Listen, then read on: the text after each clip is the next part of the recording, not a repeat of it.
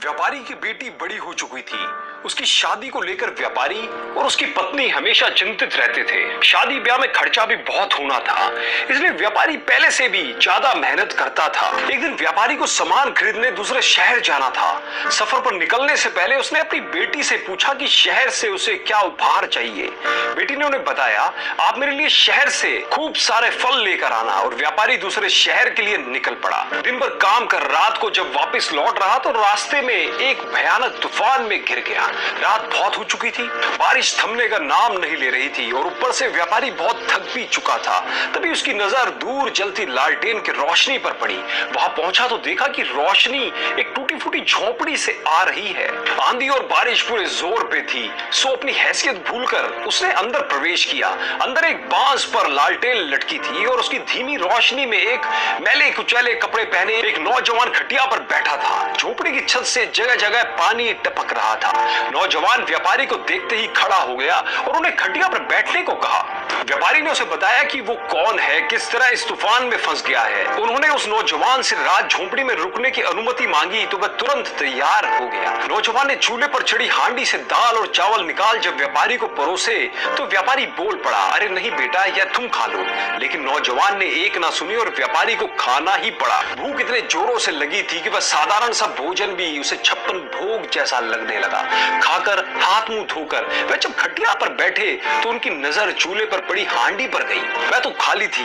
उन्होंने उस नौजवान से पूछा कि सारा भोजन तो मैंने खा लिया, अब वो क्या खाएगा। ये सुनते ही नौजवान मुस्कुराया और झोपड़ी से बाहर निकल गया। कुछ पलों में जब अंदर आया तो उसके हाथ में कुछ अमरूद और एक पपीता था। फलों को देखते ही व्यापारी को बेटी का उपहार याद आ गया। नौजवान ने फलों को धोया, काटा और व्यापारी का साथ मिल बांट खाने लगा। फलों का स्वाद तो मानो शहद से भी ज्यादा स्वादिष्ट था। व्यापारी हैरान था कि इतनी रात को यह नौजवान फल लाया कहां से। खैर रात बहुत हो चुकी थी। व्यापारी खटिया पर और नौजवान जमीन पर सो गया। सुबह हुई तो तूफान थम चुका था और सूर्य देवता अपना प्रकाश फैला चुके थे। अंगड़ाई लेता हुआ व्यापारी जैसे ही झोपड़ी से बाहर निकला तो उसकी आंखें फटी की फटी रह गई।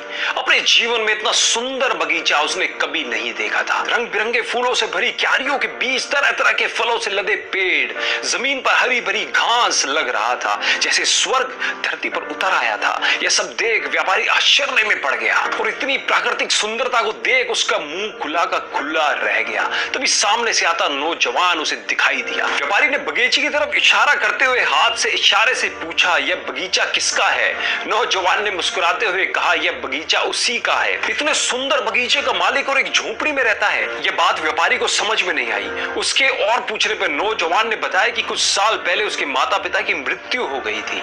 बस एक यही जमीन का टुकड़ा था हमारे पास, मैंने इसे अकेले ही सींचा और यह सब फल फूल लगाए हैं। उसने आगे बताया कि फल फूलों को बेचकर बहुत थोड़ा पैसा ही मिलता है। कभी कभी तो कुछ लोग मुफ्त में ही ले जाते हैं। यह सुन व्यापारी को बहुत दुख हुआ। इतना होनहार नौजवान और इतनी गरीबी में जीवन व्यतीत कर रहा है। इतनी दयनीय हालत में भी उसने उसे रात रहने का आसरा दिया। खुद का खाना अपना भोजन मुझ अनजान को खिला दिया। उसके संस्कार देख उसका मन भर आया। नौजवान से विदा ले व्यापारी अपने घर चल पड़ा। घर पहुंच जैसे ही बेटी ने दरवाजा खोला बोल उठी, मेरे फल कहाँ है। बेटी को देखते ही उसकी सारी थकान उतर गई। मुस्कुराते हुए जवाब दिया, बेटी मैं तेरे लिए संसार का सबसे बड़ा फल लाया हूँ, जरा चैन से बैठने दे, फिर दूंगा।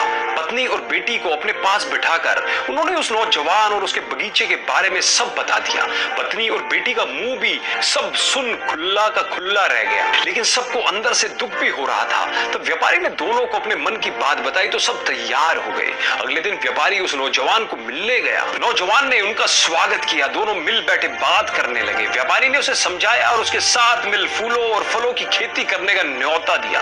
अनाथ नौजवान को किसी पिता समान व्यक्ति द्वारा इतना सम्मान और साथ में व्यापार करने का मौका बहुत पाया। उसने भी तुरंत हामी भर दी। अपने बाग बगीचे बेच नौजवान कुछ दिनों बाद व्यापारी के पास पहुंचा तो उसे देख व्यापारी बहुत खुश हुआ। उसका आदर सत्कार किया, घर के सब सदस्यों से मिलवाया और फिर सबने मिलकर भोजन साथ में किया। रात व्यापारी के पास ही बिताई। अगले दिन व्यापारी नौजवान को ले अपने खेतों की तरफ निकल पड़ा। खेत देख नौजवान तो चौंक सा गया। यह खेत तो शायद उसके बगीचे से 50 गुना बड़ा था। व्यापारी ने उसे अपना बगीचा वहीं बनाने को कहा तो नौजवान की खुशी का ठिकाना ना रहा। उसने अगले दिन से ही काम शुरू करने को कहा। समय बीतता गया और उस नौजवान का कौशल रंग लाने लगा। खेत जो बंजर सा पड़ा था उसके परिश्रम से अब चारों तरफ हरा भरा सा हो गया था। फूलों की महक तो मीलों तक महसूस की जा सकती थी। उसके खेत के फलों और फूलों को लेने लोग दूर दूर से आने लगे थे। कुछ व्यापारी तो बड़े बड़े शहरों से भी वहां से खरीदारी करने लगे थे।